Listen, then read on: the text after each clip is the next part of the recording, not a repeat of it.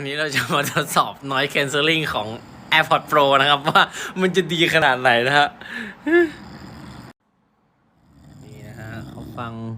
โจจิอยู่นะฮะเสียฮัลโหลฮัลโหลฮัลโหลฮัลโหลโอ้โอ้โอ้